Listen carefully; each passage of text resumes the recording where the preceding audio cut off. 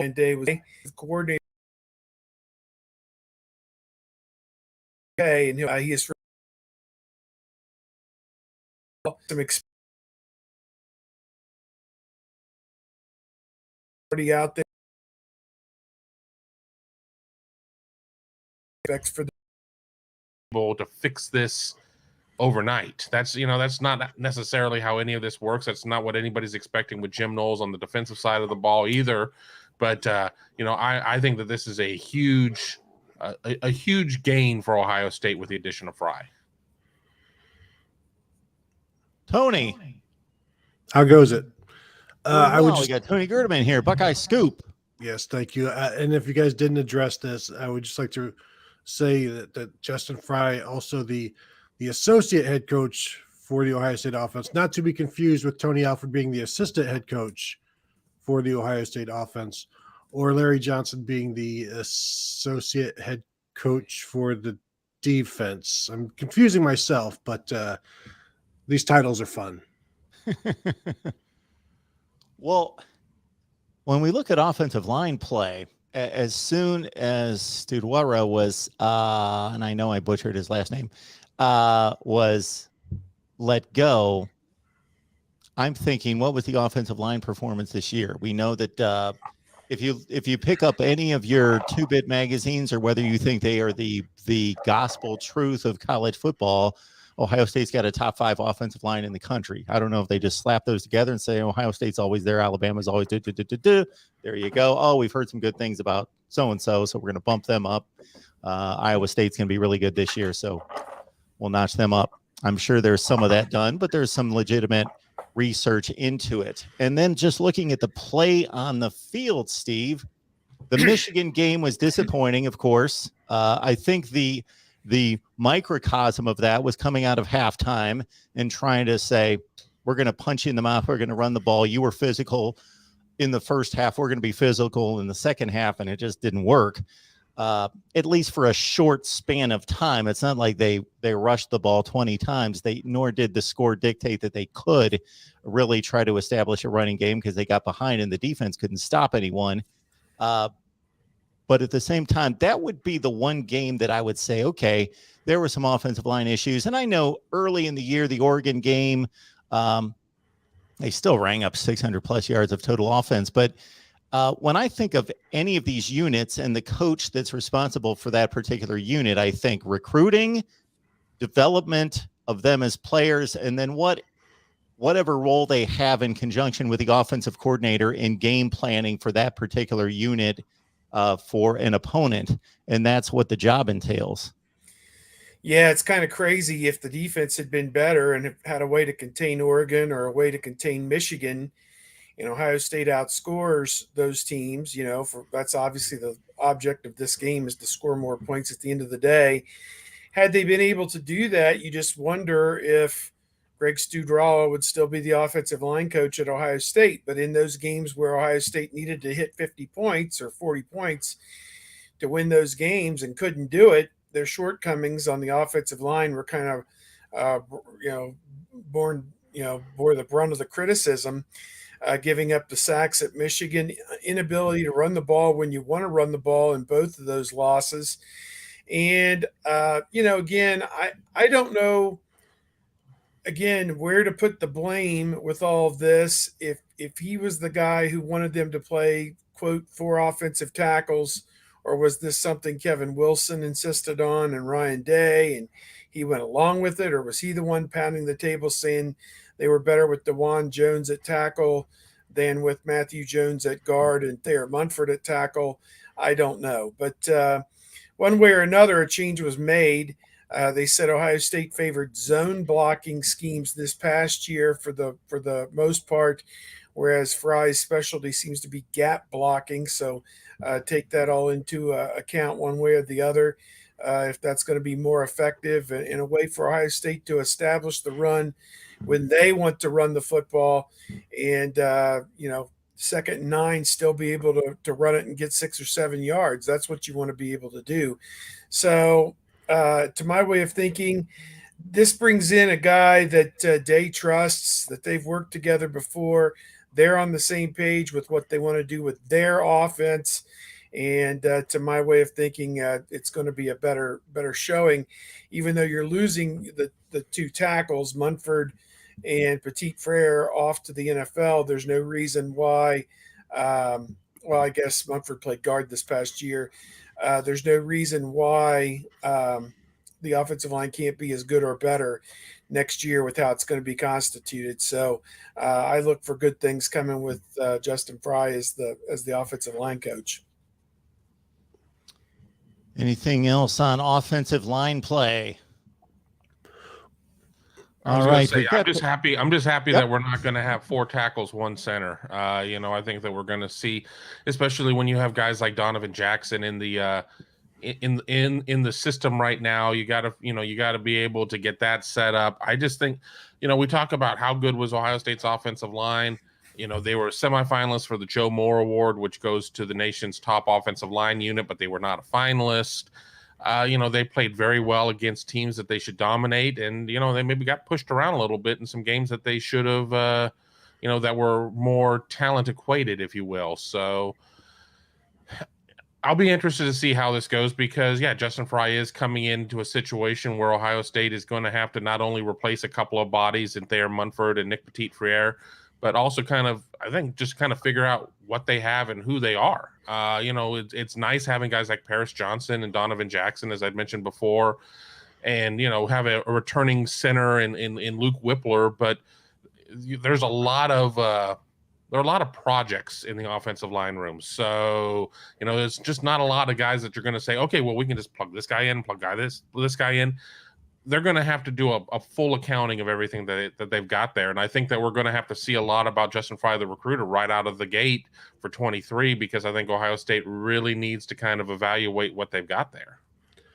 Yeah, I'm with you. I think the two straws that broke the camel's back were the Michigan game, first to draw, 2 yards a carry, obviously a bunch of sacks in there contributed to that. But then you look at, and I know people joke about looking too far ahead with your depth chart, but if DeJuan Jones leaves for the NFL, who's Ohio State's other offensive tackle? It's Josh Fryer or Enoch Vamahi or, all of these, maybe Donovan Jackson, like guys that you're not anticipating being ready at this point or would be a step down. So I think a lot of the recruiting misses where other programs have come in and stolen guys that were seemingly locks to Ohio State over the years of offensive tackle, and those guys keep leaving, and now Ryan Day looks, and it's to the point where we can't have that anymore. He's thinking like, we can't do that anymore. We have to lock these guys in and keep the guys that want to be Buckeyes. And these guys that talk big early on about Ohio State being their dream school or whatever. Well, if that's your dream school, then let's make it happen. And too many guys going back to Ed Warner to Greg Studrawa. And I know you look at Ohio State's recruiting under Stud, and there's plenty of guys there, but there's also been plenty of guys who you would put into the class early on, like Keontae Goodwin, J.C. Latham, who end up going elsewhere. And from everything they said early on, they shouldn't have, because it seemed like everything was fitting perfectly for Ohio State, and they get out-recruited at that point. So then now I'm sure Ryan Day got tired of that happening, because, as I said, you look at once I think DeJuan Jones is coming back. So who your starting tackles are in 2022 with Paris Johnson and DeJuan Jones. But if Paris Johnson is as good as everybody says, he could leave after 2022. Now you're looking for 2 starting 2023 tackles. And I don't know if they have 2 starting 2023 tackles. And you might need one of them to come from the 2023 class. And that's not something that Greg Studrawa was ever really able to do in terms of recruiting a day one starter. So at that point, it's just like, well, we have to do something now. And I think that played a large part in what Ryan Day decided to do. Talking Buckeyes here for the next 45 minutes or so. We will let everyone know that the Big Ten is announcing some scheduling changes at noon Eastern time. Kevin, Tony, same podcast. So we got Kevin and Tony. You got to follow them. They're going to jump off here roughly at 11:50, 11:55. Get ready for their podcast. So jump off here. Follow them on their podcast. So where can they find it, guys? YouTube.com/Buckeye Scoop. We'll be doing live reaction to what is getting dropped from the Big Ten as we all learn the new schedule and where we'll all be and how the Big Ten will try to help the Big Ten's powers have the best seasons possible to situate themselves for the playoffs, just like the SEC does.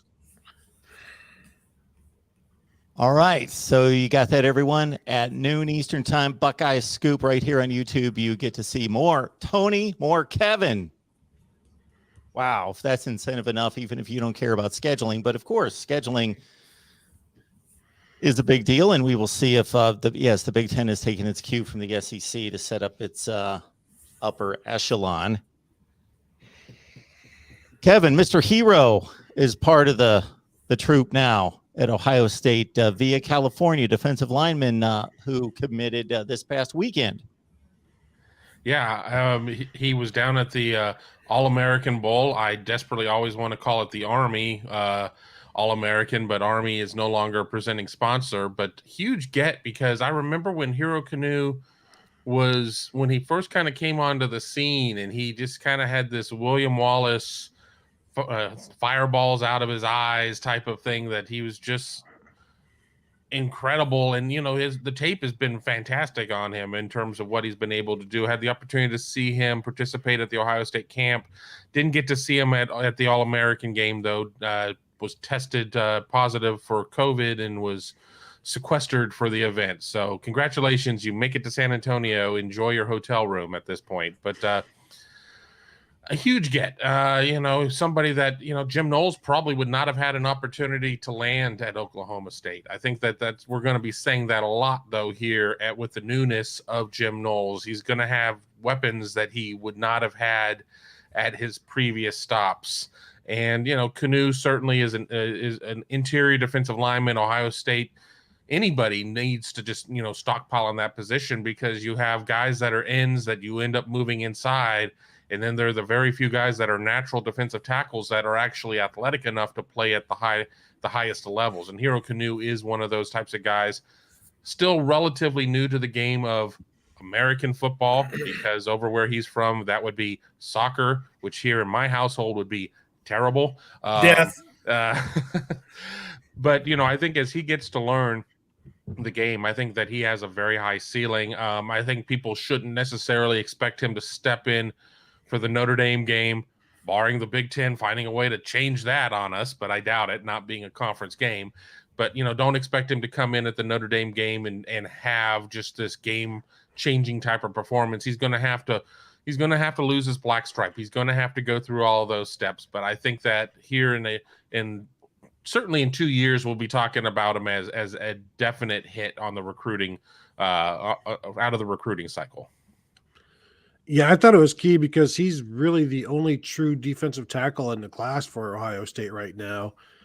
Caden Curry may grow into that, but I don't know that he's going to be there initially. So I thought this is pretty important for Ohio State, and another win by Larry Johnson, because Hero Canoe is a guy who basically fell in love with Larry Johnson when he was working out in the spring and in June, where came with his overseas group and stayed the extra night while the rest of the group went on to Michigan, and he stayed at Ohio State to learn some more from Larry Johnson. So at that point, it seemed like everybody figured he would be a Buckeye, and he certainly took his time, but obviously Ohio State is happy for it. I'm with Kevin. I'm interested to see how long it takes him, because he's I don't even know how raw he is. He's just young, and he's not from America. So usually those guys take a little bit of time, but you wonder what the trajectory is once everything starts clicking for him, and it might be really, really high.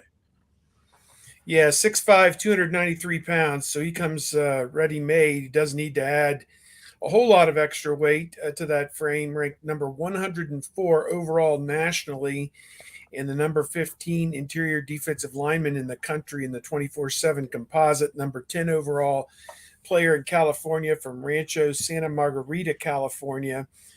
and he took official visits: Ohio State, Georgia, Notre Dame, Oklahoma, those 4 schools, and ended up obviously signing with Ohio State. The the legend has it that he signed on signing day so that it could be in and done, but asked Ohio State not to publicize it so he could make it live, known live during the national broadcast on NBC for the All-American Bowl. So that's kind of a neat touch that you don't normally hear, that somebody went ahead and signed and then was able to keep that cat in the bag all the way another 3 weeks until the All-American Bowl.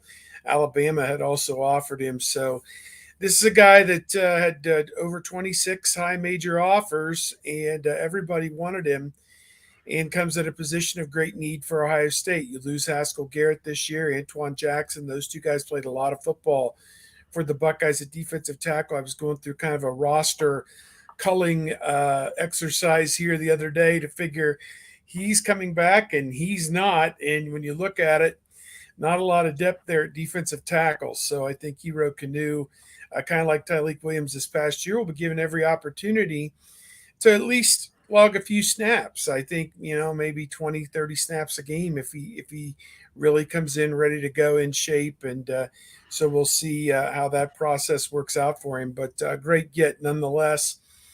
And it does seem like Larry Johnson is staying put, at least for now. We had heard some rumors over the weekend, or at least late last week, that Larry's time at Ohio State could have been winding down, but perhaps there's been a reprieve one way or the other, either from him or on the other side. So we just don't know at this point, but looks like he'll be sticking around for at least one more year, it sounds like.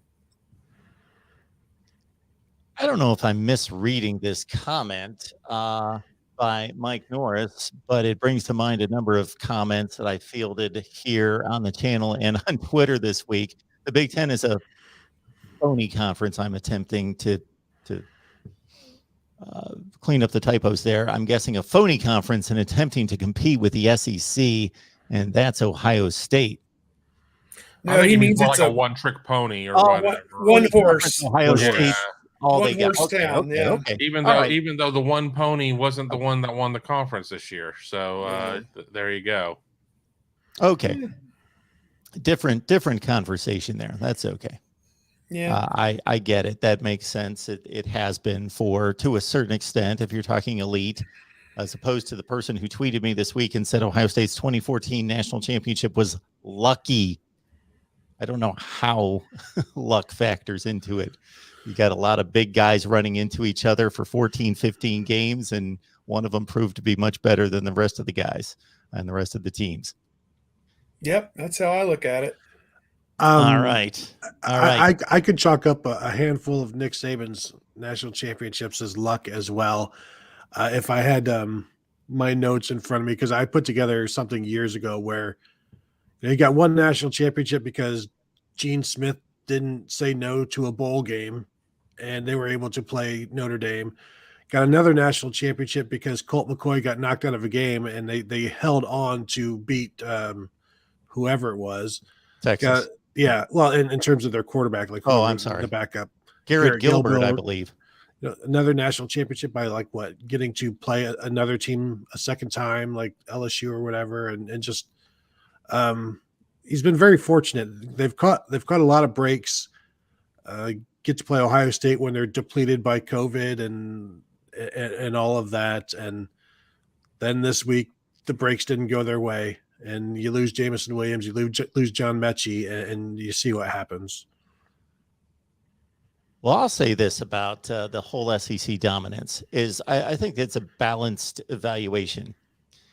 The SEC has taken advantage, and most notably, Alabama has taken advantage of the opportunities. There is no question about that. When given the opportunities to play the games against the other top teams in the country, they usually win the games and therefore take advantage. But to Tony's point, and there are others, it's more likely that a conference or a team is going to win a national championship when they are given more opportunities. So look through the BCS era, look through the college football playoff era, make a checklist of the times in which each conference was given a selection. Understand it's not the NFL. They're not objective entries into the playoffs. They are selected, and the SEC has had far more opportunities than everyone else. And one of the situations that I bring up, I probably twice a year, so you guys get sick of hearing it, but I think doesn't get played much out there, is anybody go look up the 2015 Ole Miss Arkansas game. Why? Because I don't think it was on the same week, but within the same 2 or 3 week span, while the Michigan punter was throwing a ball up in the air for Michigan State to return for a touchdown that knocked Ohio State out of the Big Ten championship game, which basically the punter just had to fall on the ball. There was no time left. Just fall on the ball. The game's over. Ohio State's in the Big Ten championship game. They move on to the playoff. Alabama is the recipient of one of the craziest plays you will ever see in history. Like 4th and 21, Hunter Henry catches an out route. He's about to step out of bounds. This is in overtime. The game's going to be over. He just throws the ball over his head. It goes into this mishmash of mosh pit of players. Alex Collins pulls it out, runs like 25 yards for a touchdown, knocks Ole Miss out of the SEC championship game. Alabama gets the gift. Those kind of things happen, but also need to be put into context of who's afforded opportunities to go to playoffs and BCS championship games. All right. That said, well, let's stay on the All-American Bowl because I would like to get your thoughts on the championship game that was played Monday night as well. We had Devin Brown there. We had Kyon Grays, Tony, other players, and your impressions if you had an eye on the All-American Bowl. Yeah, watching little Caden Curry as well, who is always impressive whenever I see him. A relentless pass rusher, gets into the backfield.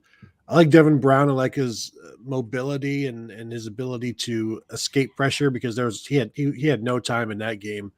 His offensive line did him no favors. But Kyon Grays continues to remind me of Chris Olave, very much so. And then he was also broke a dude's ankles on one route, on like maybe the only real target he had in that game, which should have been a touchdown but was underthrown and made a defender look silly. So certainly some solid performances, but you just wish we would have had an opportunity to see more guys because there are so many guys out with COVID that you see him tweeting about how they had no symptoms, but they weren't allowed to play, and they're all a little miffed, as Kevin says, just sitting in the hotel room. But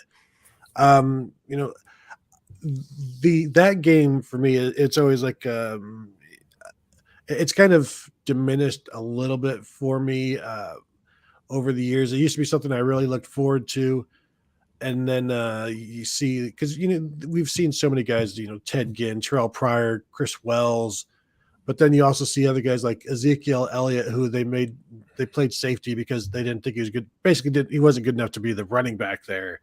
And I think they threw the ball to him once. So you never really know what you're going to get to see there. And they've got so many guys that they try to play that it's not always the easiest watch. I still think it's a better product than the Under Armour game. Although with the uniform move that the All-American Bowl has done, they're getting closer and closer to that Under Armour stuff because those uniforms are terrible. Just keep it like it was. Keep it simple. Don't try to get all of these neon colors that don't really go together, because once you go neon, guys, the production value, wherever it is, no matter the industry, no matter the outlet, once you go neon, the production value declines, and that's in anything. That's in sports. That's in movies. That's in putt-putt. I was there for the whole week. I didn't get to watch the game. I was actually en route back to Ohio because I went from the Rose Bowl right to San Antonio. So I was gone for 12 days. And honestly, the least amount of value of any part of that was going to be the game itself, because you get 3 days to practice to try and, any all-star game, really just kind of suffers from this because there are certain rules that you put in place to try and limit risk. So, you can't blitz on these downs. You can't do this. You can't do that. But there was a very real moment during the week when players were dropping like flies. Jair Brown, Ohio State signee, I saw him on the Tuesday, and by Tuesday night, he tweeted that he'd been sequestered to his room because he had a positive test and he didn't feel, he had no symptoms. And what's up with this? I mean, but there was a chance where they only had 4 defensive backs, 6 offensive linemen on certain teams. They had to bust in replacements. I mean, they really had to. And even with that, there was not a lot of depth. And I don't put that on the organizers or anything, because blank happens, but I think it really kind of set the tone for this game, not necessarily being the sharpest of games, but how many Under Armour games and how many All-American Bowls can you go back and say that was a really entertaining game? Not a lot of them, because even under the best of circumstances, you only have a couple of days to even install anything. We saw a lot of things where I saw Keon Gray's attempting passes during practice. We didn't necessarily get that opportunity, is my understanding. It's difficult, but I liked everything that I saw out of the players over the course of the week. I saw Tegra Shabola look really good during some OLDL one-on-ones, though I did see Caden Curry kind of get the best of him during a joint practice. The receivers looked good in practice. I thought that Kojo Antwi has a huge catch radius. I think that I think he could end up being the best of the 4. And that's, I think all 4 of them have just crazy ceilings. And I think the biggest thing that surprised me is everybody's like, Caden Curry, undersized. I'm like, yeah, whatever. And I saw him, I'm like, wow, dude is undersized, but he was unblockable. And we'll have a lot of ISO footage coming out over the course of the next couple of weeks as we finally get around to clearing our cameras. I thought that the broadcast was actually pretty insightful. I thought the commentators did a very good job kind of keeping it light and breezy and pointing out the high points of each of the players, and was well researched, and just seemed to me like they did the best they could under the circumstances to give you some information you could use type thing, if that makes sense. I think in a situation like this, excuse me, with the virus being so prevalent, they probably would have been better off to invite an additional 10 guys on each side, to begin with, just as a buffer to know that some guys were going to go by the wayside. But, these, as Kevin said, these things happen, and what can you do? Grace, to me, was very impressive. I didn't get to see much of Brown. Seemed like the one quarterback on his side took 3/4 of the snaps for some reason, and maybe that's because maybe Brown wasn't available all the time, or I don't know. But it didn't make much sense to me, like why one guy got so much more run than anybody else. But otherwise, I just kind of had it on the background waiting for the Hero Canoe announcement. It was curious. One of the kids looked like he'd already been shipped back home. Looked like he was in his own bedroom for the live remote, and his parents were on site in San Antonio. That's what it seemed like. Maybe I was off. Maybe I wouldn't want to be around my sick kid. Yeah, maybe he was back at the hotel, but it looked like he was in his own room back at home. So I don't know. But unfortunate situation. Again, let's just hope that we're kind of once again, clearing the latest mountaintop and kind of going down the backside of this thing, because we don't want it to mess up March Madness and the football season in 2022. And hopefully we can put this whole episode behind us sooner rather than later.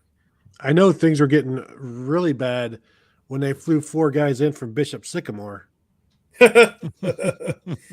Well, they were rested and ready. Their season was shut down back in late August. So, they yeah, but they're all 40 years old. So after they played those 3 games in 5 days, it's okay. They had the weekend off from work. It's fine. Yeah. Oh my God. They found sitters for all their teenage kids. Oh my word. Oh man. Yeah. What a fiasco there. Mark, can we talk about this super chat? Absolutely. We're going to talk about this super chat from Yakov 22. So it is stated, sorry, my glasses are somewhere. I hope Schott and Cardale ignore OSU compliance. Now, if you're not aware of this, and for the people who aren't aware of this, was it Brian Schottenstein is putting together a fund, and Cardale Jones is involved as well to help produce NIL money for Ohio State football players. And they're going to ask fans to contribute to it because obviously, why wouldn't you? You don't want to spend all the money yourself. You want others to fund this thing for you. And now Doug Archie, who is OSU's head of compliance, has become this enemy of the state of Ohio State fans because they are convinced that he is not going to allow Ohio State to cheat. And the thing is, he shouldn't allow Ohio State to cheat. And everybody else is, Buckeye fans are thinking everybody else is cheating. And so then Ohio State should be able to cheat. And you can't ignore compliance. Now, if compliance is going to ignore everything at other schools, that's been going on forever. I don't think you really want Ohio State to ignore this stuff because right now there will be more restrictions coming, I think, down the road. But there are still rules to follow. And I know people don't believe that, but there are actually rules for this NIL stuff in every state. And if there are no rules in the state, then they follow the NCAA's rules. So compliance does still have to be involved. There are certain things that companies can't do, and there are certain things that players can't accept. And these are all things that compliance needs to be involved in. Because if CJ Stroud is accepting stuff that you don't want, and he's sitting against Michigan and not playing, or plays the entire season, then you find out he's ineligible, you lost your national championship. Like, this is still the real world. And I know people are like, and Yakov 2022 is a very loyal listener, watcher, viewer of all of us, but I don't understand the angst and the hate that is headed towards Ohio State compliance right now. I don't get it at all. People are out for blood, and it's Lord of the Flies type of thing going on right now with this NIL stuff. I believe part of the issue, I'll just jump in real quick, is there's a lot of stuff that's reported as fact that may not necessarily be fact. That Texas has this open checkbook and is buying players left and right now, and that's why they got such and such guy here or such and such guy there or whatever. And I think you have to take what's being said on these message boards and on Twitter with a grain of salt. Basically tear it in half and throw both halves away until you see somebody who is reputable that will put their name behind these reports that such and such is doing such and such to secure players, because there's not supposed to be any kind of what they call pay for play. You're not supposed to pay somebody to get them to your college. You're supposed to pay them to endorse your product or whatever it would be. And I know that is, how do you delineate that? I think defining that is probably the biggest problem, that they're going to have to enact legislation to understand what that is. But there should not be inducements to get people to go to colleges. There should be sponsorship money in a sense. So, and again, who decides which is which? I don't know. But at any rate, I think part of the problem is people believe Texas, for lack of a better term, or Texas A&M. A&M is the bigger issue right now. Yeah. Are doing things to buy players to come to their school. And I don't know that there's been any kind of proof of that that's concrete. I don't know. So I think we need to take everything with a grain of salt right now and not get so wrapped up into believing everything we see and hear. Regards to Ohio State compliance, I don't find them to be overzealous. I think they're just doing what they think is what they should do. I know in this whole thing, what the coaches, Chris Holtman and Ryan Day, have said is their guidance from Gene Smith is to operate within the spirit of the rule, whatever that is. And their interpretation is Ohio State cannot be involved in facilitating the name, image, and likeness money. Now, a third party, loosely affiliated, unaffiliated, maybe that works. I don't know. But at any rate, he is one of the school's top boosters. Their name's on the basketball arena. Their name is on the Pay It Forward Society over at Ohio Stadium. So they've donated in excess of $20 million. That's probably a paltry sum compared to what they really have donated over the years. But, does that mean they can't be involved in certain behaviors? I don't know. So, Cav, you go ahead. But that's kind of my feeling is don't believe everything you're hearing and what everybody else may or may not be doing. And two, compliance is just trying to keep you off probation. So that's all I have to say about that. With all due respect to Tony Archie and Steve Archie over here, compliance truthers or whatever, I think Ohio State fans are sick and tired of seeing Ohio State self-report constantly, Ohio State misinterpret rules constantly, and because of that, they're just naturally going to assume that Ohio State is going to find a way to butch this. I agree that you don't, just because somebody else is operating outside the rules, outside the lines, doesn't mean that therefore I'm going to do it. Officer, he ran the red light. I'm going to run the red light too. I mean, if you're the one who gets caught, you're the one who gets caught. You're the one who gets cited. So you need to, I think it's about where people's tolerances are in terms of approaching lines and straddling lines and things there. I think that there is a need for the things that Brian Schottenstein are putting together. I do think that there needs to be some things there. I do think that you need to find certain ways to remain competitive with everybody else out there. I don't think you need to fly in the face of the rules and say, well, up yours, we're going to just do whatever we want to. We're Ohio State. But I think that all of this angst is coming from the fact that they believe that Ohio State, these people acting in parallel of Ohio State, because Ohio State can't put this stuff together. They'll be the first ones to tell you that over and over and over again. We can't put this together. But these people who are acting on behalf of Ohio State, if they, they'll do this or whatever, and then Ohio State will suddenly report 21 level 3 infractions or whatever, because that's what Ohio State does. And if we've learned anything through the years, don't cooperate with the NC2A. Just don't. And I mean, Tony brought up a 2012 national championship year. Don't cooperate with the NC2A. So, I have friends over in the compliance office. I've met with Doug Archie in the past.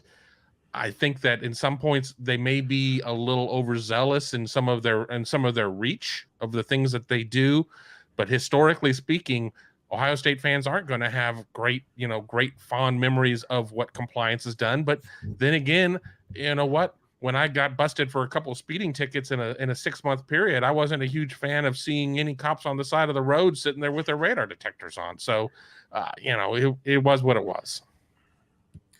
I've had a couple run-ins with them over the years where they misinterpreted, as Kevin said, a couple of things. And, I could have a really, really dim view of them. But again, there's a bureaucracy at Ohio State University that is unmatched across, our great country. So they've got somebody put out a spreadsheet. They've got 70 people on salary at a total of way over $7 to $10 million or something, just in terms of diversity or something ridiculous. And it's you need 70 people to work on diversity at Ohio State University. I don't know. I don't know what to say. I mean, that money would benefit how many minority scholarships, which would actually give you diversity. So I don't know. I'm dumbfounded by some of the things I see in here, but I don't know. I'm reserving judgment on this one. Well, I think for me, the NIL stuff, and when I interact with people on Twitter all the time and they're terrified of it, they're angry about it, it's because they don't know it. They don't understand it. They just, I was told, and I see somebody saying, Mike Norris, what about Texas A&M, Tony? What about them? What have they, What? They got the #1 recruiting class. They're in the SEC West. That's what happens. The greatest recruiting class of all time. Okay, but barely. So, like, what exactly did they do that has people terrified, other than the fact that they have oil money and they could do stuff, and they did land in #1 class? But where are these smoking guns? And I know the Texas offensive line thing. It's alums and things doing this. It's not schools doing this. It's not when people say Texas is doing this, Texas A&M is doing this. No, it's not. Now, is it behind the scenes? Probably, but it's possibly, but it's not organized by schools. It's organized by individuals, and so, like it's up to Ohio State. It's up to guys like Brian Schottenstein to do this. And I agree with Kevin. It's necessary. Ryan Day, I'm sure, wants it to be done, but like I don't understand the fear. The fear comes from lack of understanding of what this actually is and what has actually happened, because not much has actually happened. Players are still going to leave if they're not playing. Just ask Quinn Ewers. Like teams aren't going to be able to stockpile guys. Texas may spend $50,000 on 15 linemen, but the linemen that aren't playing are going to hit the portal. Ohio State can go get them later if they want. All these defensive linemen that Texas A&M is getting, they're not all going to be playing. Ohio State can go get them out of the portal after a year. Assuming these guys are even any good, there's going to be so much wasted spending on players that don't pan out. But it's just a write-off for a lot of these guys. Like, how is Ohio State able to sign Quinn Ewers? How are they able to sign JT Tuimoloau? How are they able to sign Jack Sawyer? When all of this NIL money is out there, how are they able to keep CJ Stroud from leaving? How are they able to keep Travion Henderson from leaving?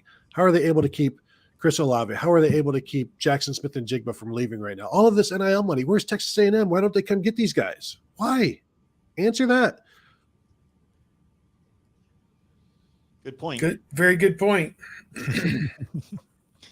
It's quite the topic. And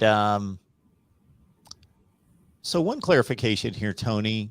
You stated that there is, state law concerning NIL. There's NCAA rules. So the NCAA rules, the way I read into it, or based on putting some information together, is that the NCAA rules were existing, not necessarily targeted at NIL, but they kind of cover NIL in the existing rules. But now there needs to be a push to further address NIL specifically within the NCAA. Right. I think the NCAA rule now is just like, we won't punish anybody, won't punish anybody for accepting money for name and image and likeness. And that's really what all of these state laws were. That's what Ohio's law was. It was prohibiting the NCAA from acting on players receiving benefits for their name, image, and likeness. However, there's tons of things that they can and cannot do. You can't have an endorsement that is the same as the schools. You can't have an endorsement that is in the different, like you can't endorse Reebok at a Nike school, stuff like that. There are rules. No alcohol, no tobacco, gambling. No gambling. Like, there are rules still in this. And then, so those, then the NCAA has their thing. Like, if you don't have a state law, follow our rules. If you do have a state law, follow those rules. NCAA is basically like, right now, we're not going to do anything about it, but eventually something is going to have to come together to where there is one round rule for everybody. And now you even got a few states where high schools allow the NIL, and it's just maybe like 4 or 5 right now, like New York, New Jersey, I think somewhere out west, Washington, maybe somewhere out there. But that's eventually going to come into play probably as well. And I know there's a lot of high school associations not looking forward to those days either. Kevin and Tony need to run in about 4 minutes to set up their podcast. So follow them on Buckeye Scoop right here at YouTube to track their live podcast on the Big Ten schedule changes that are coming up noon Eastern time, just right after our show. And there's a bunch of questions in the live chat, but I see no more super chats that we need to get to. So I want to table this one or not table it, incorrect wording there, I want to talk about, since we just watched the national championship game. Steve, what do you think was going through? Well, let's go with Tony and Kevin, since I don't know how long you can stay on, Steve. I'm good. Kevin, what do you think was going through Ryan Day's mind watching Alabama and Georgia Monday night? What am I going to do about all these coaches? That's probably what was going through his mind. You watch the game, and that's all well and good, and you probably see a situation of where it's like, well, if either of these, we have an offense that could go out there and compete very well against these teams. I mean, the Georgia defense was nasty. I'll say that right now, but I think he's also sitting there saying, wow, our defense, especially what we saw half one against Utah, I don't know how it would have done against either of those offenses. And yes, Alabama's offense was greatly hindered with the loss of Jamison Williams, became very one note. Georgia only had a couple of decent drives in that game. I mean, got some points on defense or what have you there. But I think that there is a look of a missed opportunity, because you're not going to sit there and say, well, our program was so flawed that we probably would have just lost anyway. I think you go in with like, hey, we should have been right there on that same stage. We should have had our opportunity, but we didn't take care of business against that team up north. We didn't take care of business against Oregon. We kind of put ourselves in that situation on to 22. Yeah, I'm wondering if he actually watched the game, because it's probably a bit painful. But if he did, I'm thinking he's just watching and saying, that's what I want my defense to do. And why doesn't my defense do that? I'm at Ohio State recruiting the same players, and we look completely different than that. And so it probably fires them up. And if he didn't watch it, maybe had some interns cut up some clips to make him angry. Just like, find me some clips that will really upset me that I can watch and fire me up and light a fire into everybody else once he gets this defensive staff settled, which sounds like is coming relatively shortly. But yeah, if you watched it, he probably was just clenching like the couch arms and putting holes in the upholstery just from the anger at the defenses he's watching. Yeah, I would think it was just, we missed an opportunity to play a national championship game in our backyard, a game that we could have easily won, and with a requisite defense and 40,000 of our closest friends overflowing that place. And, would have been a special moment, I think, for Ohio State, just like LSU winning them at the Superdome. It's like, it's 90 minutes from Baton Rouge. That's 2.5 hours from downtown Columbus. So, would have been the same premise. Kevin, Tony, we know you need to run. Follow them on Buckeye Scoop right now. They're heading on over to do their show at noon Eastern time on the Big Ten schedule changes for 22. Thanks, guys. Appreciate you being here. Absolutely. See you soon. Steve, it's just us two. Drum roll. They sent us the schedule ahead of time, and it'll be out here on Big Ten Network a little after 12 o'clock. And basically, the impetus for this is the 2020 season was impacted, obviously, by COVID, and they had to move some games around and change some opponents and dates. And I'm not entirely certain why they feel the need to uproot all the future schedules, but the way I understand it, anything that's been put out for future Big Ten schedules is still TBD. So it could get ripped up, and they have ripped up the 2022 schedule. I can tell you that the non-conference is going to remain the same. They're going to play Notre Dame September the 3rd as of now. I asked Gene Smith about that, if it's a possibility that a network could ask them to move it either to Sunday or Monday that weekend, because it's Labor Day. I doubt they would want to move it to Labor Day. They did that with Virginia Tech a few years ago in 2015, and it almost ruined the season. They had to play another game 5 days later against Hawaii, and it just kind of put them behind the 8 ball from the beginning of the season, and it didn't go very well. But possibly Sunday night, I don't know. But at any rate, September 3rd, September 10th, Arkansas State, September 17th is Toledo. So those 3 games will remain the same. Beyond that, they are still going to play the same 9 teams that they were originally scheduled They've just changed the dates. It appears on 4 or 5 of these games. Some of them will remain the same. To me, I think the biggest change, the two biggest changes that I see, is on October 1st, they were supposed to play at Penn State. That game has now moved to the end of October, where it's kind of become a regular occurrence at the end of October now.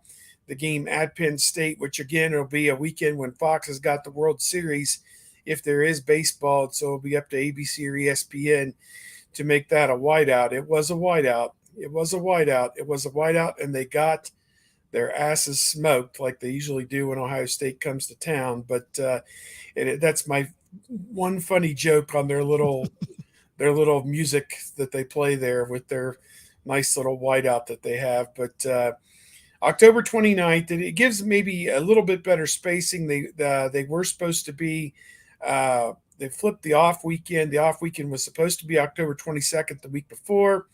Now they play Iowa at home on October 22nd. So that's 2 tough games back to back, but that's probably about the only real bad back to back, I think, for Ohio State this season. You really got to like November, kind of a soft finish to the season at Northwestern, November 5, November 12, Indiana at home, November 19 at Maryland, and then back home November 26th for the traditional finale against Michigan. That game remained unchanged. So really, you have 3 weeks of 500 or thereabouts opponents, Northwestern, Indiana, Maryland, leading into Michigan. You don't have a situation where you're playing a tough opponent the week before Michigan. So not a lot of changes with this thing. Again, there was rumors, as we talked about at the onset of the show, that maybe they were going to dump Northwestern for Ohio State and put Illinois on there. That did not happen. And so they'll still play at Northwestern November the 5th, which I'd prefer that. I'd rather go to Northwestern than Champaign, Illinois. So not a lot of changes to this thing. Still one of the great home schedules in Ohio State history. When you talk about Notre Dame, Wisconsin, Iowa, and then Michigan at the end. And of course, then the other 3 games, Arkansas, Toledo, and Indiana as well. So just a great home schedule for Ohio State. It looks like they play Rutgers at home as well. So 4 tough ones, 4 manageable ones, and a great schedule for Ohio State 2022. Steve, do we think that these changes to the Ohio State schedule are basically other teams in the Big Ten had to be addressed and they were the focus? Yeah. And then the Ohio State was just a domino effect of what had to happen. Particularly when the Illinois thing is about the only glaring thing that happened for Ohio State, because they don't play Illinois very often. And I think the last time they played them was JT Barrett's last year in 2016. And then in 2020, it gets canceled. Didn't play him this past year. We're supposed to play him in 2020. So you figured, well, maybe they would find a way to put them on this schedule, but apparently that's not what this redesign was meant to do. And I honestly can't understand what their purpose was in doing this. Maybe they'll explain it here at 12 o'clock on Big Ten Network a little better, but they've revamped the schedule. It is what it is. It's really not that big a deal. It doesn't appear, for people in Columbus, September 24 was supposed to be a road game at Michigan State. It's now a featured home game with Wisconsin. So it kind of changes the dates that the hotels and the hospitality community in and around the campus are going to have to be on guard per se. Same thing. October 1 was supposed to be the road game at Penn State. Now it's home with Rutgers. So a couple weekends there where they were supposed to be away are now home weekends. And really it sets it up. 5 home games to open the season, it appears. They won't go on the road until October the 8th at Michigan State. So, man, that's kind of a crazy way to open the season. And 5 straight weeks, the people in the hotel and restaurant business and the bar business around campus are going to be worn down by week 5. But that's how it's going to be. All right. Steve gives us the rundown on the new revised Ohio State schedule for 22. Steve, where can people find you? Bucknuts.com, part of the 24/7 Sports Network, and Twitter at Steve Hellwagon. And again, just trying to get my arms wrapped around this offseason, coaching changes and possible transfers and different things like that. Just every day waking up and trying to react to whatever that day's events are. And if the coaching staff is status quo, I guess that remains to be seen. There have been rumors that Kerry Combs or Larry Johnson, one or the other or both, would be out. But as of right now, Larry Johnson, it appears, still hanging in, and jury's still out on Kerry Combs. Is Jim Knowles going to decide to keep him around as a secondary coach, or does he have his eye on somebody kind of like what Ryan Day just did with the offensive line job, to go out and get somebody he is familiar with to work with him and run the secondary? So I guess we'll have to wait and see on that one. All right. I'm going to go catch the Big Ten schedule changes and the Big Ten Network as well, and see if there's anything meaningful there to report and analyze. So look out for that video. We got a Georgia video coming out here soon to wrap up all that's going on there. Of course, following the championship, and I got 1 through 130 rankings. Steve, I'm ranking all the teams 1 through 130. Is that based on how they ended the season, or how you think they'll do in 2022? Yes, the end of 21. Okay. So yeah, I put my gonna... top 25 out there. I think it was a very spirited discussion. 1 and 2 were obvious, Georgia, Alabama. And then 3, I put up Baylor, or I think I may have put up Michigan, but then as I dove into it, I realized, Baylor really deserves a lot of credit. They were 5-1 against ranked teams and 3-0 against teams ranked in the top 10 on game day. So that includes Ole Miss and Oklahoma State and Oklahoma, I believe, who were all in the top 10 on the day that they played Baylor, and Baylor beat them. So at least Oklahoma State the second time around. So I think you look at what they did, they deserve a high ranking. Ohio State, they finished 6th in one poll and 5th in the coaches poll. You could, if you did blind resumes and didn't know, is Cincinnati in the top 5? Is Ohio State, Michigan, Baylor? Somebody had to be on the outside looking in. Ohio State was in the AP poll, and must have been Baylor in the coaches poll. So unless they put Cincinnati 6th, I don't remember off the top of my head. But at any rate, spirited discussion, I think, there. 3 through 6. Oklahoma State obviously beating Notre Dame was a feather in their cap, but I think 6-7 was probably about as high as they could possibly get. Michigan State beat a lame duck Pittsburgh team, so what do you do with that? Notre Dame still kind of hanging around the top 10, top 11, whatever. But it was a great year for college football. A lot of people, a new champion that we hadn't had in over 40 years, and 2 new playoff participants as well, and just a lot of fresh blood out there. And I think for a lot of people, a reason to tune in. The ratings weren't necessarily as good as they ought to be.